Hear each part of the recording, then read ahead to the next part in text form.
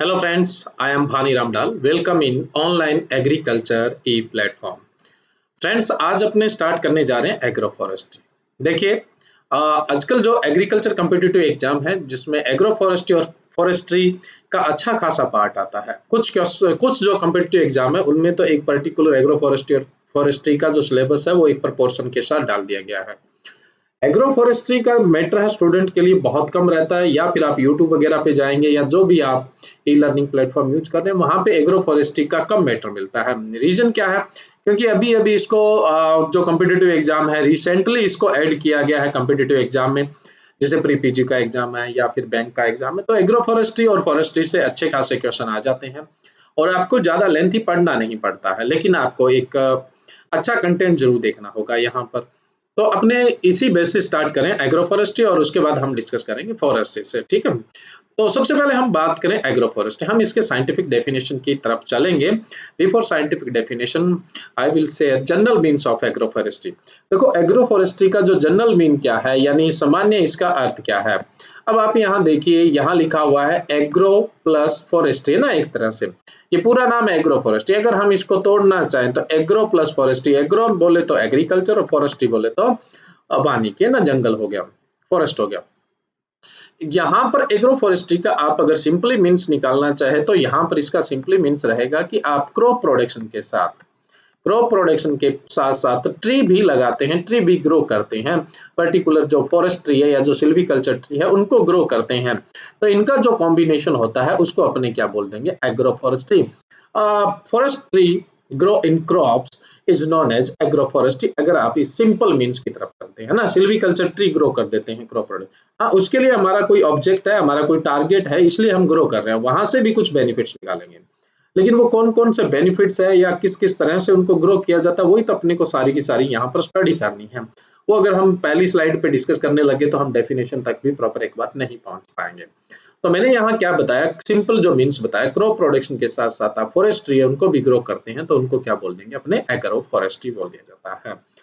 Forestry का मतलब जैसे सिल्वीकल्चर जो ट्री है, व्हाट इज सिल्वीकल्चर, सिल्वीकल्चर भी पता होना चाहिए।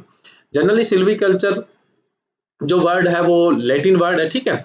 वो चलो अपने बाद में बात करेंगे जब फॉरेस्ट्री की स्टडी करेंगे। सिंपली जैसे सिल्वीकल्चर क्या डेफिनेशन में आपको दे देता हूँ।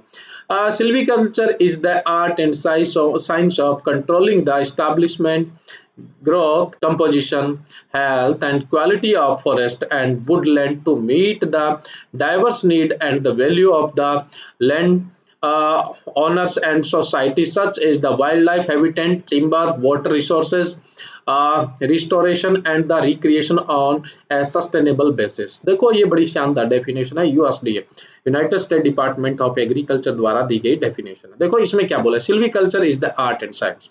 सिल्वीकल्चर एक आर्ट भी है, एक साइंस भी है, जो क्या करती है, जो फॉरेस्ट है और जो वुडलैंड है उसको क्या करती है, स्टैब्लिशमेंट की स्टडी होती है, उसमें ग्रोथ की स्टडी होती है, उसकी कंपोजिशन की स्टडी होती है, उसके हेल्थ की स्टडी होती है, उसकी क्वालिटी की स्टडी होती है। क्यों की जाती है ये, to meet the diverse need, जो बहुत सारी जो नीड्स है, विभिन्न प्रकार की जो नीड्स है उनको पूरा करने के लिए। और जो लैंड ओनर है, चाहे उसके लिए सोसाइटी है चाहे गवर्नमेंट है, तो उसकी एक वैल्यू जनरेट करने के लिए ये अपनी स्टडी की जाती है। जिससे क्या होगा, जो वाइल्ड लाइफ हैबिटेट है उनके लिए एक तरह से प्रोटेक्शन मिलेगा, टिम्बर मिलेगा अपने को, वाटर रिसोर्सेज है वो प्रॉपर मेंटेन होंगे, रिस्टोरेशन इन्वायरमेंट है उसके अंदर रिस्टोरेशन होगा और रिक्रिएशन होगा। ये सस्टेन मतलब सस्टेनेबल बेसिस होगा, यानी कंटिन्यू चलने वाला एक सिस्टम होता है। ये सिल्वीकल्चर होती है, भी एक बार अपने सिंपली डिस्कस कर रहे हैं सिल्वीकल्चर। तो यहाँ सिल्वीकल्चर ट्री है उसको क्रॉप प्रोडक्शन के साथ इन्वॉल्व कर दिया जाए, मिक्स कर दिया जाए, तो उसको अपने क्या बोल देंगे, एग्रो फॉरेस्ट्री। यह है एक बहुत ही सिंपल सा डेफिनेशन है ना, ताकि आपको मीन्स पता रहे व्हाट इज एग्रो फॉरेस्ट्री, है ना। अब आपने इसकी साइंटिफिक डेफिनेशन की बात करें, तब आपके स्क्रीन पे जो डेफिनेशन है वो एक साइंटिफिक डेफिनेशन है, ठीक है। देखो what is agro forestry, agro forestry N efficient and integrated land use management system. ये एक मतलब एफिशिएंट और इंटीग्रेटेड लैंड यूज सिस्टम है bye rising of certain agriculture crops, forestry species and or animals simultaneously or the sequentially on the same unit of land with appropriate management practice which result in overall increase in the production under a particular set of climate and the adaptive condition and socio-economic status of local peoples। देखो यहाँ पे ये जो definition है ये agro forestry की जो definition है उसको कंप्लीट करती है, यानी एक एफिशिएंट यानी बहुत प्रभावी, एक इंटीग्रेट यानी समन्वित मैनेजमेंट सिस्टम है जिसके अंदर अपने कुछ एग्रीकल्चर क्रॉप्स लगाते हैं, किसके साथ, फॉरेस्ट्री स्पीसीज के साथ लगाते हैं, और साथ साथ में अपने एनिमल का भी प्रोडक्शन कर सकते हैं। ये साइमल्टेनियसली भी हो सकता है यानी साथ साथ भी हो सकता है और सीक्वेंशियली क्रमबद्ध तरीके से भी हो सकता है। ये सेम लैंड मतलब सेम लैंड है उसके लिए, सेम यूनिट ऑफ लैंड के लिए बात हो रही है, एक ही मतलब पर्टिकुलर एरिया की बात हो रही है, ठीक है।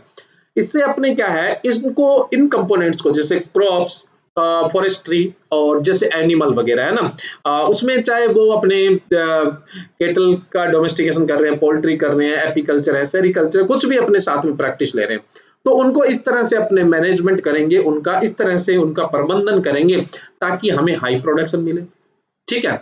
ये एक पर्टिकुलर क्लाइमेट के हिसाब से अलग अलग क्लाइमेट के लिए अलग अलग होगा, अलग अलग सॉइल कंडीशन के हिसाब से अलग अलग होगा, जिससे एक क्या है वहां के जो लोग हैं वो अपनी जो सोशियो इकोनॉमिक्स कंडीशन है उसके हिसाब से अलग अलग जो एग्रो फॉरेस्ट्री सिस्टम होते हैं उनको अडेप्ट करते हैं। तो यहाँ डेफिनेशन को अगर मैं डिफाइन करना चाहूँ तो ये एक एफिशिएंट और इंटीग्रेटेड सिस्टम है जिसके अंदर अपने क्रॉप प्रोडक्शन के साथ साथ फॉरेस्ट्री को ग्रो करते हैं और साथ साथ में अपने जैसे और इंटरप्राइजेज है एग्रीकल्चर के वो भी इसके अंदर इंक्लूड कर लेते हैं। हम वहां पर लोगों के सोशियो इकोनॉमिक्स कंडीशन के हिसाब से, एडोफिक कंडीशन, सॉइल कंडीशन के हिसाब से, क्लाइमेट कंडीशन के हिसाब से इस तरह का मैनेजमेंट करेंगे कि हमें बेटर प्रोडक्शन मिले और साथ साथ में जो इन्वायरमेंट है उसके अंदर इकोसिस्टम है वो कंट्रोल रहे यानी सस्टेनेबल कंडीशन मेंटेन रहे, सॉइल फर्टिलिटी है वो भी मेंटेन रहे, उसके में भी कोई किसी तरह का लॉस नहीं हो। तो इस तरह का जो सिस्टम होता है उसको अपने क्या बोलते हैं, एग्रो फॉरेस्ट्री सिस्टम कहा जाता है। अब अपने बात करें, देखो एग्रीकल्चर, हम बहुत सारे कोर्सेज है वो एग्रीकल्चर के पढ़ते आ रहे हैं, तो हमें पता है कि एग्रीकल्चर से हमें क्या आउटपुट मिलता है, या एग्रीकल्चर एग्रोनॉमिक क्रॉप या हॉर्टिकल्चर क्रॉप या एनिमल हस्बेंड्री से हमें किस तरह का आउटपुट मिलता है और वहां किस किस तरह का रोल प्ले होता है, ठीक है। लेकिन हम देखो एग्रो फॉरेस्ट्री से पढ़ने से पहले मैं थोड़ा सा रोल ऑफ फॉरेस्ट्री का यहाँ पे लेके आया। रोल ऑफ फॉरेस्ट का क्या रहता है, क्योंकि हो सकता है कुछ स्टूडेंट के दिमाग में ऐसा हो कि फॉरेस्ट है वहां से प्रोडक्शन नहीं मिलता। नो डाउट इंडियन फॉरेस्ट है उनकी प्रोडक्टिविटी जो डेवलप कंट्री है जैसे यूएसए वगैरह या कनाडा वगैरह के फॉरेस्ट है उनके कंपैरिजन में काफी कम प्रोडक्टिविटी है, लेकिन फॉरेस्ट से भी प्रोडक्शन मिलता है। प्रोडक्ट जो फॉरेस्ट होता है वो बहुत सारी चीजों का रिसोर्स होता है, ठीक है, तो वहां से हमें बहुत सारी चीजें मिलती है। इवन आप जितनी भी कल्टीवेटेड क्रॉप्स है वो कहाँ से लेके आए, उनका ओरिजिन क्या था, फॉरेस्ट ही तो था। फॉरेस्ट के अंदर अपने को जो ह्यूमन यूजफुल चीजें मिली या हमारे लिए जो बेनिफिशियल चीजें मिली हमने वहां से निकाल के उसका कल्टीवेशन स्टार्ट कर दिया। तो पहले प्लांट वाइल्ड था, जो ह्यूमन यूजफुल हुआ उसको हमने कल्टीवेशन के अंदर ले आए। तो फॉरेस्ट का क्या क्या रोल होता है, एग्रीकल्चर का रोल तो आपको क्लियर है क्योंकि बहुत सारे सब्जेक्ट पढ़ते आ रहे हैं अपने एग्रीकल्चर के। एग्रो फॉरेस्ट्री के अंदर अपने एग्रीकल्चर भी है और फॉरेस्ट्री भी है, तो इन दोनों को जब कंबाइंड कर रहे हैं तो कंबाइंड करने के पीछे कोई तो ऑब्जेक्ट है हमारा। तो ऑब्जेक्ट किस बेसिस होगा, जब आप किसी चीज के कमर्शियलाइजेशन की बात करते हैं तो कहीं ना कहीं आप इकोनॉमिक्स बेनिफिट तो देखते हैं। अगर हम फॉरेस्ट्री को अपने क्रॉप प्रोडक्शन के साथ लगा रहे हैं, उसके साथ इंक्लूड कर रहे हैं, तो आउटपुट क्या मिलेगा, तो आउटपुट जो फॉरेस्ट में मिल रहा था वही आउटपुट वहां पे मिलेगा। हाँ, वहां पे अपने सिस्टमेटिक तरीके से मैनेज करेंगे तो थोड़ा आउटपुट है वो ज्यादा एफिशिएंट तरीके से अपने को मिलेगा। तो फॉरेस्ट के क्या रोल होते हैं ये आपको पहले पता होना चाहिए, इसलिए मैंने यहाँ पर एक स्लाइड में फॉरेस्ट के रोल जो है वो मैंने आपको बताए हैं। अब देखो यहाँ फॉरेस्ट होता है उसके अपने जनरली दो रोल होते हैं, एक तो होता है प्रोडक्टिव रोल और दूसरा होता है प्रोटेक्टिव। देखो प्रोटेक्टिव रोल के लिए तो आई थिंक भी आपको बताने की नीड नहीं है, फिर भी हम थोड़ा सा ऊपर ऊपर से टच कर लेंगे, लेकिन प्रोडक्टिव रोल मैं यहाँ पे थोड़ा सा आपके साथ शेयर करना चाहता हूँ। अगर आपको पता है तो भी ठीक है और नहीं पता है तो भी अपने यहाँ पे बात कर लें। देखो फॉरेस्ट के प्रोडक्टिव रोल क्या है, फॉरेस्ट हमें फूड सप्लाई करता है, फॉरेस्ट के अंदर बहुत सारे ऐसे प्लांट हैं जो हमें फूड देते हैं, ठीक है, और फॉरेस्ट में रहने वाले ट्राइब्स है वो कहाँ से फूड रिसीव करते हैं, वो फॉरेस्ट से ही रिसीव करें, जाहिर सी बात है। उसके अलावा फ्यूल मिलता है हमें, ईंधन मिलता है, ठीक है, शेल्टर मिलता है, ठीक है, टिम्बर मिलती है, लकड़ी मिलती है, इंडस्ट्रियल वुड मिलती है, नॉन टिम्बर फॉरेस्ट प्रोडक्ट्स भी अपने को मिलते हैं। अब नॉन टिम्बर फॉरेस्ट प्रोडक्ट जैसे तेंदुपत्ता बहुत बड़ा बिजनेस है अपने आप में। उसके अलावा बहुत सारी जो जैसे इंडिया का जो मेडिसिनल अपने जो पद्धति है, मेडिसिनल सिस्टम है, वो आयुर्वेदा है। आयुर्वेदा का तो ऑलमोस्ट आज भी सोर्स कौन सा है, फॉरेस्ट ही सोर्स है। तो मेडिसिन बहुत सारी अपने को मिलती है। इस तरह से बहुत सारे मटेरियल है जो हमें फॉरेस्ट से मिलता है, जैसे रेजिन है, गम है, ठीक है। तेंदुपत्ता मैंने बता दिया, मेडिसिनल के लिए रॉ मटेरियल्स आपको बता दिया। अब ब्रीडिंग, जब प्लांट ब्रीडिंग करते हैं तो उसके लिए जैसे आप रेसिस्टेंट वैरायटी वगैरह है, या फिर जैसे बहुत सारे जो जीनोटाइप है, वेरियस टाइप के जो जीनोटाइप है, वो कहाँ से निकाल के लाते हैं, फॉरेस्ट से निकाल के लाते हैं। तो ये नॉन टिम्बर फॉरेस्ट प्रोडक्ट्स के अंदर आ जाता है। तो फॉरेस्ट है वो तो जीवन दाता है ना, बिना फॉरेस्ट तो आप क्या सोच सकते हैं।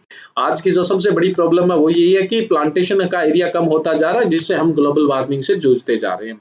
तो फॉरेस्ट के बगैर तो आप मतलब धरती की कल्पना ही नहीं कर सकते हैं, कोई इमेजिनेशन नहीं कर सकते हैं। अब बात करें हम प्रोटेक्टिव रोल्स की, तो प्रोटेक्ट कैसे करता है फॉरेस्ट, क्या प्रोटेक्शन देता है। देखो, हमने तो अपने आप में बहुत ग्रोथ कर ली है, हमने बहुत ज्यादा इंडस्ट्रियलाइजेशन कर लिया, हमने बहुत ज्यादा मॉडर्नाइजेशन कर लिया है। लेकिन इस मतलब मॉडर्नाइजेशन का, इस एडवांस लेवल का इन्वायरमेंट पे क्या इफेक्ट जा रहा है, पोल्यूशन है, ठीक है। इन्वायरमेंट है वो इम्बैलेंस होता जा रहा है। तो इसको बैलेंस करने का काम कौन करता है, प्लांट्स ही करते हैं, अच्छी तरह से आप जानते हैं, ठीक है। तो इन्वायरमेंट के अंदर जो बैलेंस करने का काम करता है, क्लाइमेट एमुलेशन का जो काम करता है, वो कौन करते हैं, ट्री करते हैं। और मोस्ट ऑफ जो ट्री है वो कौन से एरिया में कवर होते हैं, फॉरेस्ट के अंदर कवर होते हैं। तो ये काम है। दूसरा, सॉइल एंड वाटर कंजर्वेशन का काम करता है, ठीक है। तीसरा, जितने भी वाइल्ड लाइफ है, जितने भी पशु है, हमने हमने तो क्या किए, जो हमारे लिए बेनिफिशियल थे उनको हमने डोमेस्टिकेट कर लिया और उनसे हमने अपना बेनिफिट लेना स्टार्ट कर दिया।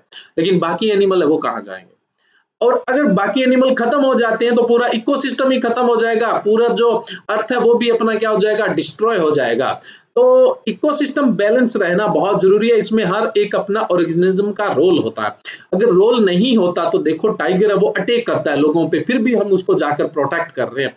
कहीं ना कहीं उसका हमारे जो इकोसिस्टम है उसमें रोल है, इसलिए हम उसको प्रोटेक्ट कर रहे हैं।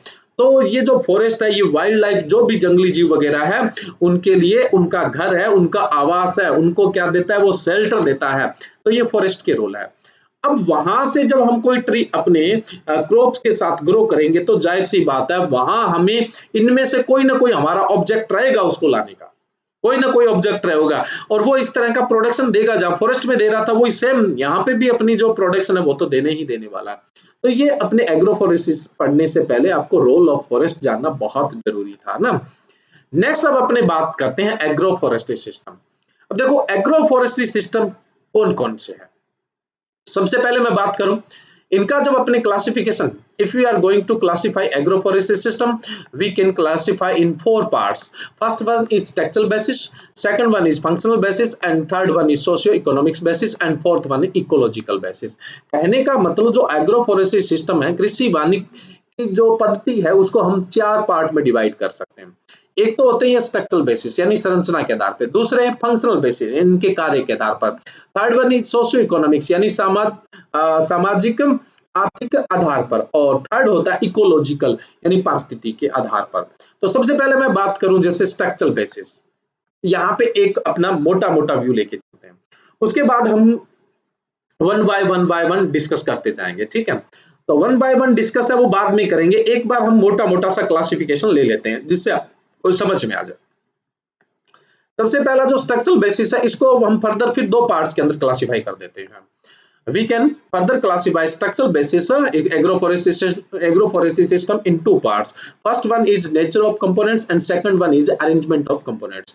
यानी पहला nature of component basis यानी जो components है, अवयव है, उनका किस तरह का combination है, उसके आधार पर classification करेंगे। और दूसरा arrangement of components, जो components है, अवयव है, उनका arrangement आपने किस तरह से किया है, तो इसके आधार पर अपने क्या करते हैं, classification करते हैं।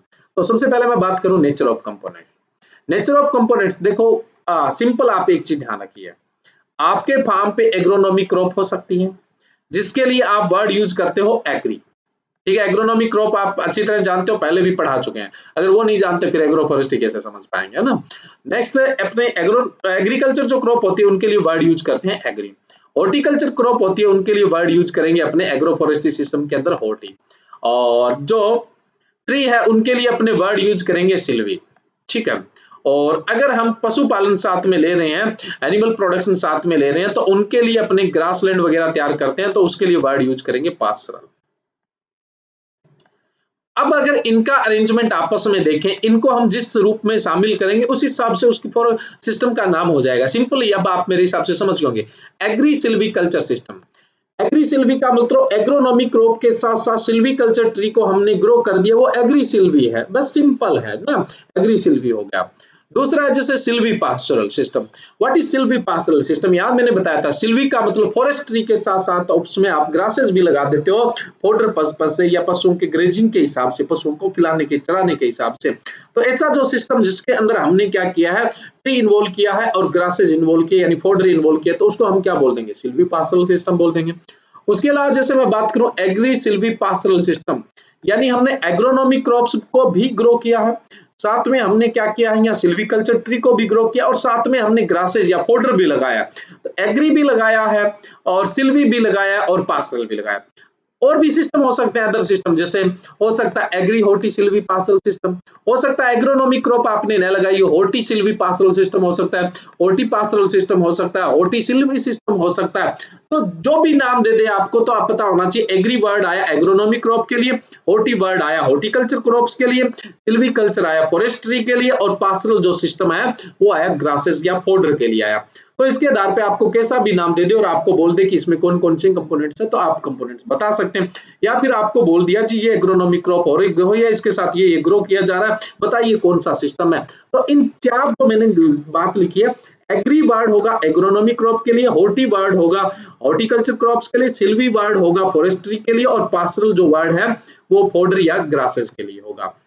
अब इस हिसाब से देखो तो बहुत सारे सिस्टम आप देख सकते हो। एग्री सिल्वी सिंपली मैंने बता दिया, crop plus tree, silvipastoral tree plus grasses या फिर फोडर।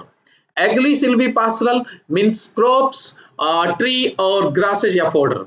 नेक्स्ट फोर्थ देखो hortisilviculture system, horti यानी हॉर्टिकल्चर क्रॉप और साथ साथ में फॉरेस्ट्री। ऐसे कैसे लगा सकते हैं आप, कैसे देखोगे भी हॉर्टी के साथ भी आप ट्री लगा रहे हो, क्योंकि हॉर्टिकल्चर वाले तो जैसे फ्रूट वगैरह उनके साथ अपने शेल्टर बेल्ट या विंड ब्रेकर भी तो लगाते हैं ना, वायुरोधी वृक्ष वायुरोधी पट्टिका। नेक्स्ट अपने बात करेंगे, आगे एक एक का डिस्कस करेंगे। नेक्स्ट है agri horti system. Agri horti का मतलब क्या हुआ, एग्रोनॉमी के साथ आपने हॉर्टिकल्चर इन्वॉल्व किया है।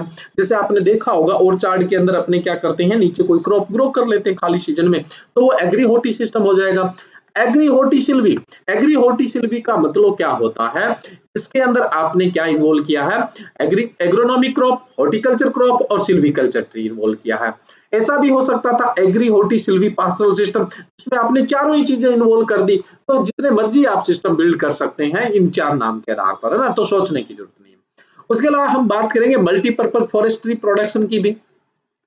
मल्टीपर्पज जो एक से ज्यादा हमें बेनिफिट दे रहे हैं, एक से ज्यादा तरह का अपने को आउटपुट दे रहे हैं, उसको मल्टीपर्पज फॉरेस्ट्री कहते हैं, है ना, एमटीपीएस जिनको बोल दिया जाता है।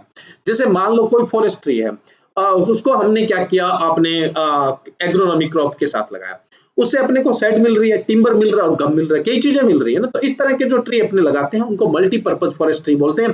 कई बार इनकी फुल फॉर्म पूछ ली जाती है, एमपीटीएस लिख दिया जाता है और इसका फुल फॉर्म पूछ लिया जाता है। तो इसका फुल फॉर्म क्या होता है, मल्टीपर्पज जो ट्री है उन बोलते हैं, मल्टीपर्पज ट्री बोलेंगे, एमपीटीएस के फुल फॉर्म भी पूछ ली जाती है।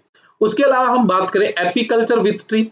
एपीकल्चर विथ ट्री का मतलब क्या हुआ, जो ट्री हमने ग्रो किया उनके साथ साथ हम हनी बी का भी डोमेस्टिकेशन कर लेते हैं और जो हनी है उनका प्रोडक्शन स्टार्ट कर देते हैं, तो उसको एपीकल्चर विथ ट्री भी बोल देते हैं। उसके अलावा जैसे और सिस्टम है एक्वा सिल्वीकल्चर और एक्वा फॉरेस्ट्री सिस्टम। देखो एक्वा सिल्वीकल्चर सिस्टम क्या है, जैसे मान लो हमने किसी पर्टिकुलर एरिया के अंदर तो जैसे ट्री लगाए हैं और साथ में हमने जैसे पानी का टैंक वगैरह पॉन्ड वगैरह बना दिया और उसके अंदर अपने एक्वेटिक एनिमल्स जैसे फिश वगैरह है उनका प्रोडक्शन स्टार्ट कर दिया, तो एक्वा सिल्वी है। और फॉरेस्ट एरिया के अंदर मान लो कोई पॉन्ड है और उसके अंदर अपने फिश प्रोडक्शन स्टार्ट कर दिया, तो उसको अपने एक्वा फॉरेस्ट्री सिस्टम बोल दिया जाता है।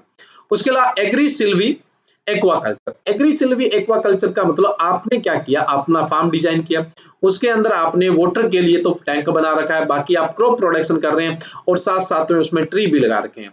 लेकिन जो आपने पॉन्ड बनाया है, टैंक बनाया है इरिगेशन के लिए, उसके अंदर आपने फिश प्रोडक्शन या कोई एक्वेटिक है उनका प्रोडक्शन स्टार्ट कर दिया, तो ये सिस्टम कौन सा होगा, एग्री सिल्वी एक्वाकल्चर सिस्टम होगा। तो अब आप 5 चीजें याद रखिए। एक कौन सा याद रखना, एग्री। एग्री किसको डिनोट करेगा, एग्री डिनोट करेगा आपका एग्रोनॉमी क्रॉप का। दूसरा याद रखिए आप हॉर्टी, ठीक है। अब आप स्क्वेंस से बता देता हूं, अगर आपको स्क्वेंस भी लिखना हो तो आप किस तरह से लिखोगे, एग्री हॉर्टी। हॉर्टी का मतलब हॉर्टिकल्चर क्रॉप्स। उसके बाद थर्ड कंपोनेंट्स कौन सा होता है, सिल्वी, ठीक है। तो सिल्वी का मतलब है फॉरेस्ट्री से। उसके अलावा पास्टरल, पास्टरल का मतलब है यहां से फोडर क्रॉप से या ग्रास से, ठीक है। और उसके बाद फोर्थ होगा वो कौन सा होगा, सॉरी फिफ्थ होगा वो कौन सा होगा, एक्वा। अगर कोई सिस्टम भी दिया होगा जिसमें पांचों ये चीजें इन्वॉल्व है, जैसे agri horti silvi pastoral aquatic system, तो ये पांचों इसी स्क्वेंस से लिखे जाएंगे। इनमें से चाहे कोई से 2 है 3 है, स्क्वेंस हमेशा इनका यही रहने वाला है, ठीक है। तो अगर कोई सा भी दे दिया तो आपको आइडेंटिफाई करने में क्या प्रॉब्लम, बहुत ही सिंपल आइडेंटिफिकेशन है ना, ये कोई ज्यादा मैटर नहीं करता है। नेक्स्ट मैं बात करूं यहाँ पे अरेंजमेंट ऑफ कंपोनेंट्स, या तो आप क्या करेंगे, स्पेशियल अरेंजमेंट करेंगे, यानी एक साथ इनका किस तरह से अरेंजमेंट करते हैं, या दूसरा है टेम्पोरल अरेंजमेंट, ऐसा सिस्टम जो जैसे 4 या 6 ईयर के लिए, जैसे पर्टिकुलर टाइम के लिए आपने जो डिसाइड किया, जैसे 4 to 6 ईयर के लिए जो कंपोनेंट्स है उनका अरेंजमेंट किया तो वो टेम्पोरल होगा, और एक साथ आपने किया तो वो स्पेटियल होगा। तो ये अरेंजमेंट ऑफ कंपोनेंट्स के हिसाब से हो गया, ये नेचर ऑफ कंपोनेंट्स के साथ था, और ये अरेंजमेंट एक साथ उनका अरेंजमेंट कर रहे हैं तब तो आप क्या बोल दोगे, स्पेटियल। और एक सीक्वेंस से 4 to 6 जो भी जितना भी ईयर है उसके लिए करते हो तो उसको अपने क्या बोल देते हैं, टेम्पोरल अरेंजमेंट बोल देते हैं। अब हम बात करें फंक्शनल बेसिस, फंक्शनल बेसिस को अपने बोलेंगे कार्य के आधार पर। एक प्रोडक्टिव फंक्शन होता है और दूसरा प्रोटेक्टिव फंक्शन होता है। तो प्रोडक्टिव फंक्शन जैसे मैंने अभी आपको पीछे बताया था, अभी फॉरेस्ट के क्या क्या रोल है, जैसे ये यहाँ इंडेक्स ऑफ टाइप, तो ये अगर हम इस तरह के प्रोडक्शन लेने के ऑब्जेक्ट से लगा रहे हैं तो प्रोडक्टिव रोल है, और हम कुछ इस तरह का करने जा रहे हैं, कुछ प्रोटेक्शन के पर्पज से लगा रहे हैं। अब सोचोगे कि हम अपने खेत के अंदर क्या प्रोटेक्शन करेंगे, अपने फार्म के अंदर, ये तो ठीक है फॉरेस्ट के अंदर तो चलता है जी। आप क्या करेंगे, सिंपल मैं आपको बताता हूँ। जैसे मान लो आपका एरिया उस आपका फार्म उस जगह पे है, जैसे राजस्थान में प्रॉब्लम रहती है हॉट विंड यानी लू की प्रॉब्लम रहती है, नॉर्थ वेस्ट से पाकिस्तान की तरफ से अपने लू आती है, ठीक है। तो उसको रोकने के लिए अपने फार्म को नुकसान नहीं हो इसलिए अपने विंड ब्रेकर या शेल्टर बेल्ट लगाते हैं, तो ये प्रोटेक्टिव फंक्शन हुआ या नहीं हुआ। हमारे जो खेत है उसमें सॉइल इरोजन की प्रॉब्लम है, उसके लिए हमने कुछ ट्री ग्रो किया, तो वो कौन सा फंक्शन हो गया, प्रोटेक्टिव फंक्शन हो गया। तो प्रोटेक्टिव फंक्शन भी हो सकता है, प्रोडक्टिव फंक्शन के आधार पर भी अपने एग्रो फॉरेस्ट्री है उसको ग्रो कर सकते हैं। नेक्स्ट है सोशियो इकोनॉमिक्स, है ना। देखो यहाँ पे सोशियो इकोनॉमिक्स के हिसाब से ना हमारा जो सामाजिक आर्थिक ढांचा है उसके आधार पर हम बात करें, कमर्शियल सिस्टम हो सकता है। कमर्शियल सिस्टम का मतलब ये है कि जो एग्रो फॉरेस्ट्री है हमने उसको इस तरह से लगाया जिसका हमारा मेन ऑब्जेक्ट है कुछ अर्निंग करना, और हमें कोई मतलब नहीं है, वो कमर्शियल सिस्टम होगा, ये होगा अर्निंग बेसिस। पूरी डिटेल में आगे नेक्स्ट बात करेंगे अपने इनकी, ऐसी कोई बात नहीं है। तो ये देखो कमर्शियल सिस्टम होगा आप अगर सिर्फ और सिर्फ अर्निंग बेसिस लगाना चाहते हैं तो। उसके अलावा एक होता है सब्सटेंस सिस्टम, सब्सटेंस का मतलब हम प्राइमरी नीड पूरा करने के लिए, जैसे मैंने कुछ ट्री है वो ग्रो कर दिया कि अपने खेत में फार्म पे, उनसे मेरा ये ऑब्जेक्ट है कि मुझे घर पे जलाने के लिए लकड़ी मिल जाए, ठीक है, मुझे थोड़ा बहुत गम मिल जाए, है ना। तो ये मेरा ऑब्जेक्ट है और कोई ज्यादा लंबा चौड़ा ऑब्जेक्ट नहीं है, यानी मेरी जो नीड है नीड बेसिस है ये, यानी जो मेरी प्राइमरी नीड है वो फुलफिल हो जाए। तो ये जो पीपल्स है उनकी प्राइमरी नीड फिल करने के लिए जो सिस्टम की बात करते हैं वो अपना होता है सबसिस्टेंस सिस्टम। एक होता है intermediate system, intermediate system in दोनों का कॉम्बिनेशन है, हमारी प्राइमरी नीड भी पूरी हो जाए, कुछ हमें कुछ पैसा भी मिल जाए, कुछ मतलब बेनिफिट भी हो जाए इकोनॉमिकली, तो हम उसको कौन सा सिस्टम बोल देते हैं, इंटरमीडिएट सिस्टम बोल दिया जाता है। नेक्स्ट है ecological basis, environment condition climate condition के हिसाब से अपने बात करें तो जैसे ह्यूमिड या सब ह्यूमिड रीजन का एग्रोफोरेस्ट्री सिस्टम, मतलब आर्द्र क्षेत्रों का या अर्ध आर्द्र क्षेत्रों का एग्रोफोरेस्ट्री सिस्टम, सेमी एरिड या फिर एरिड यानी सूखा या अर्ध सूखी जलवायु का जो एग्रोफोरेस्ट्री सिस्टम है, अलग अलग होगा, अलग अलग प्लांट का सिलेक्शन होगा। हाईलैंड जो ऊंचा इलाका हिली एरिया है वहां के लिए तो अपने को अलग एग्रोफोरेस्ट्री सिस्टम देखने को मिलेगा। तो ये जो क्लासिफिकेशन है, ये structural basis, functional basis, socio economic basis और इकोलॉजिकल बेसिस हो गया। फिर आपने इनको आगे फर्दर और भी क्लासिफाई कर दिया, जैसे स्ट्रक्चर बेसिस है उसको कर दिया। तो ये एग्रोफोरेस्ट्री का पूरा ये जो ढांचा आपके सामने है, ये आगे अपने डिस्कशन करते जाएंगे, ठीक है।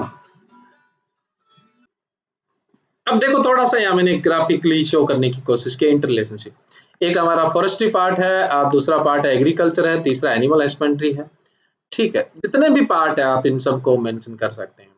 तो देखो ये अपने अपने इनके सर्किल है। अब देखो जहां पर ये जैसे काटते हैं, जैसे मान लो कि ये जैसे सिल्वी पास्टरल है, तो सिल्वी पास्टरल की मैं बात करूं तो देखो यहाँ पे आपने ये एनिमल वाला है, ठीक है। इसके साथ साथ क्या हो गया, आपने जो फॉरेस्ट्री है वो उनको लगाना। तो ये इस तरह से कॉम्बिनेशन एक बता दिया, सिंपल एग्जांपल वाली बात है। टाइप ऑफ एग्रो फॉरेस्ट्री जैसे जो मेजर है, जैसे एग्री सिल्वी मेजर है, सिल्वी पास्टरल मेजर है, एग्री सिल्वी पास्टरल है। तो आप इनके सब सिंपल डायग्राम दे सकते हैं। एग्री सिल्वी में देखो आपने कुछ ट्री भी लगा दी और क्रॉप भी लगा दी। सिल्वी पास्टरल में आप देखो कि यहाँ पे फॉरेस्ट्री लगा रखे हैं और बीच में ये ग्रास लैंड है। थर्ड में देखो एग्री सिल्वी पास्टरल, इसमें आपने कुछ क्रॉप प्रोडक्शन भी कर दिया, साथ साथ में आपने यहाँ पे क्या कर दिया, कुछ ट्री भी लगा रखे हैं और कुछ एनिमल्स भी रख रखे हैं। तो ये तो मैंने आपको डिस्क्राइब कर ही दिया मोटा मोटा, लेकिन अपने इनकी डिटेल से है ना नेक्स्ट जो लेक्चर होगा उसके अंदर बात करेंगे। आज सिर्फ अपना जस्ट इंट्रोडक्टरी पार्ट था ना। अब अपने इनमें से सबसे पहले जो है स्ट्रक्चरल बेसिस लेके चलेंगे। स्ट्रक्चरल बेसिस के अंदर अपने बात करते हैं नेचर ऑफ कंपोनेंट्स की बात करते हैं। नेचर ऑफ कंपोनेंट्स के आधार पर क्लासिफिकेशन में लेके चलते हैं। तो सबसे पहला जो अपना सिस्टम है वो है एग्री सिल्वी सिस्टम, है ना। तो एग्री सिल्वी सिस्टम के अंदर जो सबसे ज्यादा पॉपुलर टाइप का सिस्टम है एग्रोफोरेस्ट्री का, इसमें अपने एग्रोनॉमी क्रॉप ग्रो करते हैं और एग्रोनॉमी क्रॉप के साथ साथ हम क्या करते हैं, फॉरेस्ट्री को इन्वॉल्व करते हैं। अब इससे अपने को बेनिफिट क्या है, इससे बेनिफिट है एक तो अपने को फूड मिलता है, ठीक है ना, फ्यूल मिलता है, जलाने के लिए लकड़ी मिलती है, फोडर मिलता है, जैसे जो हमने ट्री ग्रो की है उनके जो लीफ वगैरह है वो एनिमल्स के लिए फोडर का काम करते हैं। मैन्योर जो पत्तियां वगैरह है उनको अपने डिकम्पोज वगैरह करवाते हैं, या फिर जैसे कोई पेड़ हमने ट्री है उसको ग्रो कर रखा है, उसकी पत्तियां लीफ वगैरह है वो सॉइल के अंदर गिरती है, तो वो क्या करती है, एक तरह से मैन्योर का काम करती है। उसके अलावा हम जैसे आपने देखा होगा बहुत सारे जो फार्मर है वो यूकलिप्टिस या फिर पॉपुलर है उसको अपने फार्म पे ग्रो करते हैं। तो वो फिर क्या करते हैं, उसको बेचते हैं, जिसकी वजह से उनको क्या है, मतलब पेपर के लिए पल्प मिलता है, ठीक है, रॉ मटेरियल के रूप में वो बेचते हैं। उसके अलावा इन्हीं से जैसे पैकिंग मटेरियल वगैरह आपने देखा होगा, एप्पल वगैरह का जो पैकिंग है बहुत सारे फ्रूट का वुडन बॉक्स में होता है, तो ये अपने को वुड मिलती है, ठीक है। उसके अलावा हम बहुत सारी जो मतलब ट्री है उनको टिम्बर पर्पज से भी लगाते हैं। जी ये जब तक ग्रो होती रहेगी तब तक हमें इसकी जो लीफ वगैरह उनसे पाउडर मिल जाएगा, कुछ फ्यूल मिल जाएगा, और उसके बाद जब ये इनका जो मेजर स्टेम है, मेन स्टेम है, वो अपनी एक अच्छी ग्रिथ ले लेगा, अपनी मैच्योरिटी ले लेगा, तब हम इसको एज ए टिम्बर, चाहे हम उसको सेल कर रहे हैं चाहे अपने यहाँ मतलब अपने ही किसी काम में उसको ले रहे हैं, तो टिम्बर भी हमें प्रोवाइड करवाता है। अब बात आती है way to grow tree crop with the agriculture crop. आप जो ट्री है उसको एग्रीकल्चर क्रॉप के साथ किस तरह से ग्रो करोगे, किस तरह से आप उसको साथ में लगाओगे। तो देखिए आप tree species on the border of crop field और ऑर्चार्ड, आप बॉर्डर पे तो ग्रो कर सकते हैं। इस बॉर्डर पे जब आप ग्रो कर रहे हैं तब आपका ऑब्जेक्ट हो सकता है शेल्टर बेल्ट के रूप में या विंड ब्रेकर के रूप में। What is shelter belt and what is wind breaker, ये अपने नेक्स्ट जो आगे के लेक्चर आएंगे उनके अंदर डिस्कस होगा। पर्टिकुलर विंड ब्रेकर और शेल्टर बेल्ट पे तो अपना पूरे का पूरा एक लेक्चर है, बहुत इंपॉर्टेंट है और वहां से क्वेश्चन आना ही आना है। तो हम इसको बॉर्डर पे ग्रो कर सकते हैं और बॉर्डर पे ग्रो करने का हमारे कई ऑब्जेक्ट हो सकते हैं। हो सकता है कि हम इसको एज की तरह बाढ़ की रूप तरह से लगा सकते हैं, हो सकता है एज हम शेल्टर बेल्ट लगा सकते हैं, हो सकता है एज हम विंड ब्रेकर इसको ग्रो कर रहे हैं। उसके अलावा tree species in agriculture crop in alternate row, ऐसा भी हो सकता है कि हमने जो ट्री है उनको ग्रो कर दिया और बीच के अंदर हमने क्या कर दिया, एग्रीकल्चर क्रॉप है उनका प्रोडक्शन ले लिया, तो हम इसको अल्टरनेट रो के अंदर लगा सकते हैं, या फिर जो ट्री है उसके बीच के अंदर अपने स्ट्रिप के रूप में एग्रोनॉमिक क्रॉप है उनको ग्रो कर सकते हैं। Tree species and agriculture crop in alternate strip, अलग अलग स्ट्रिप के बीच में भी, यहाँ एक फॉरेस्ट जो ट्री है उनको क्लोज डिस्टेंसिंग में, क्लोज स्पेसिंग में लगाते हैं, उनकी एक स्ट्रिप लगा लेते हैं और उसके आगे फिर एग्रीकल्चर क्रॉप है उसकी अपने एक स्ट्रिप लगा सकते हैं, इसे भी ग्रो कर सकते हैं। Tree species and agriculture crop in mix form, ठीक है, अभी एक एग्रोनॉमी क्रॉप लगी हुई है उसके बीच बीच में अपने मतलब रैंडमली कोई ट्री है उनको भी ग्रो कर सकते हैं, मिक्स फॉर्म में उनको ग्रो किया जा सकता है। तो ये तरीका जनरली आपने प्रैक्टिकली ये चीजें तो नोट की होगी, है ना।